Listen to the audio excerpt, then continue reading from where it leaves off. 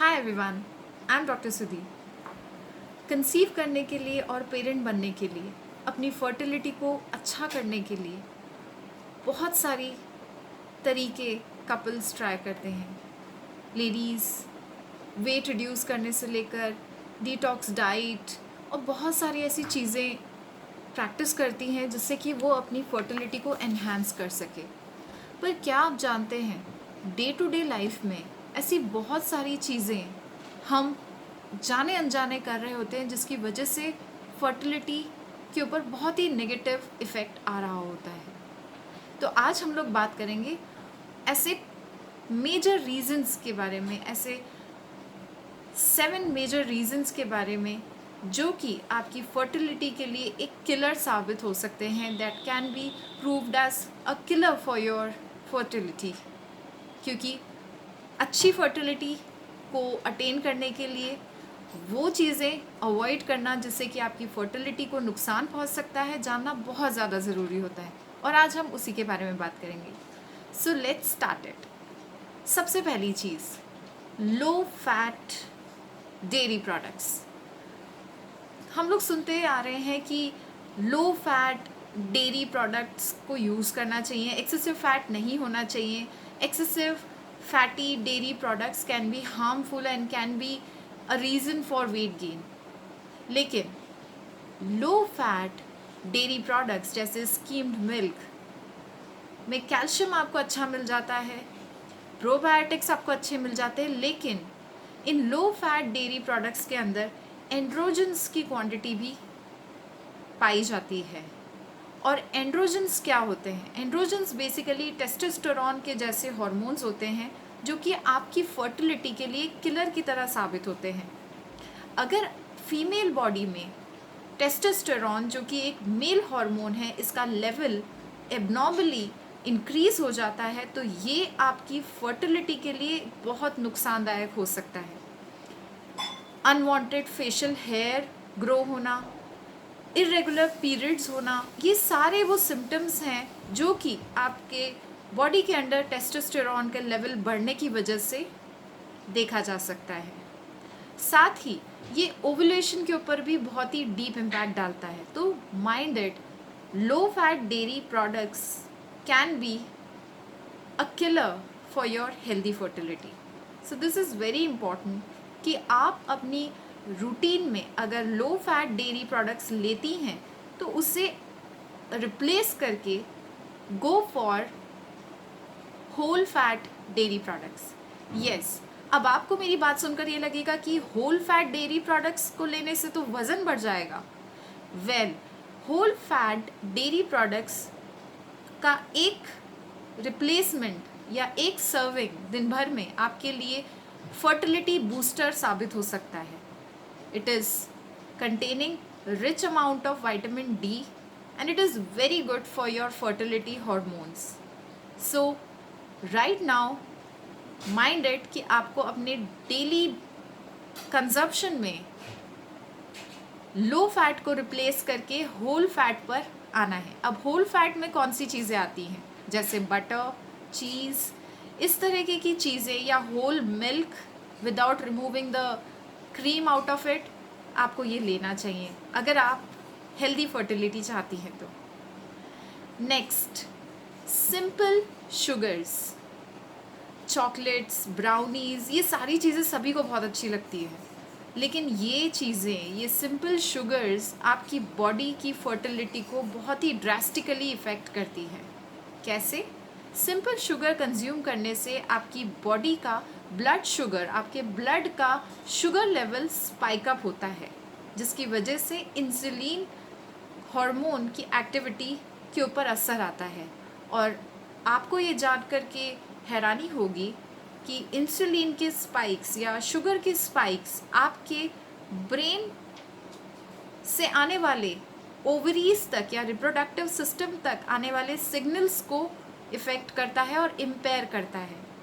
तो ज़रा सोच कर देखिए, ये सिंपल शुगर्स जो आप ले रहे हैं और जो आपको बहुत यमी लगती हैं, but they are actually making you infertile.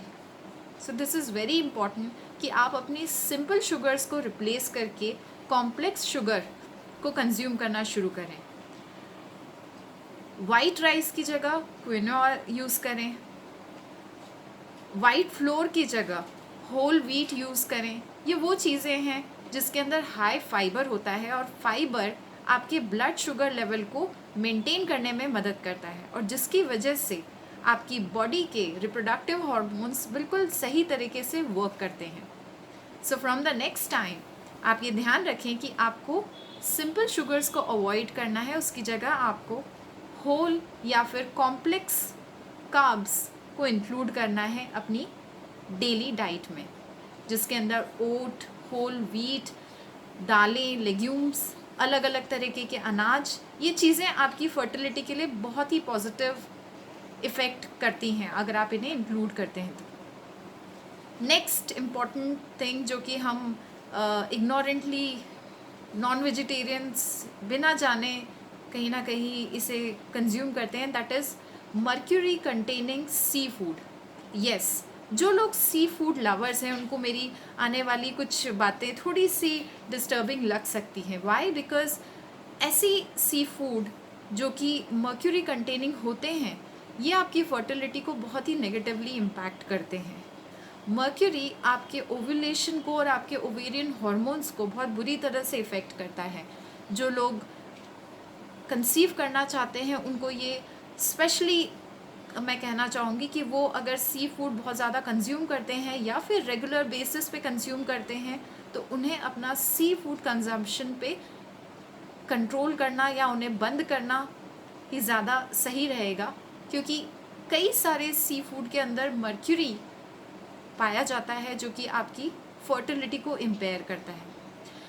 बजाय इसके कुछ ऐसे ऑप्शंस भी होते हैं जिसके अंदर सी फूड में ही, जिसमें आप मर्क्यूरी का जो अमाउंट है वो नहीं होता, जैसे कि सैल्मन, श्रिम्प्स, ऑयस्टर्स, ये वो सी फूड्स हैं जो कि आपकी बॉडी के अंदर मर्क्यूरी लेवल्स को नहीं बढ़ने देते और जिसकी वजह से ये सेफ़ होते हैं।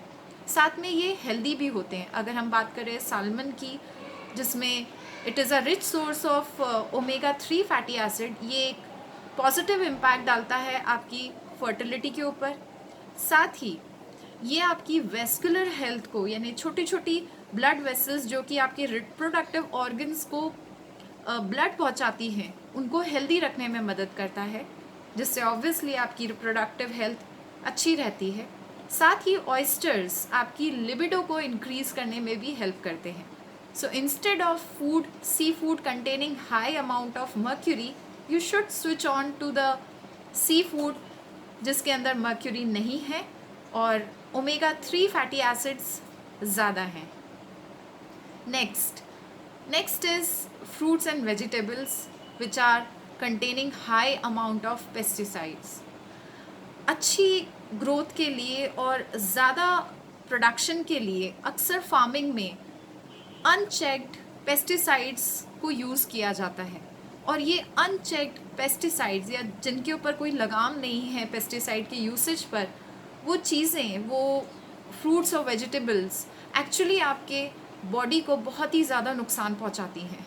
तो ये बहुत ज़रूरी है कि आप जब भी सब्जियों को या कंज्यूम करें आप फ्रूट्स एंड वेजिटेबल्स को, तो ऐसे सोर्सेज से आप अपने फ्रूट्स एंड वेजिटेबल्स को लेकर आएँ जहाँ पर आप ये अश्योर कर सकें कि इनमें लीस्ट अमाउंट ऑफ केमिकल या पेस्टिसाइड यूज़ किया गया है।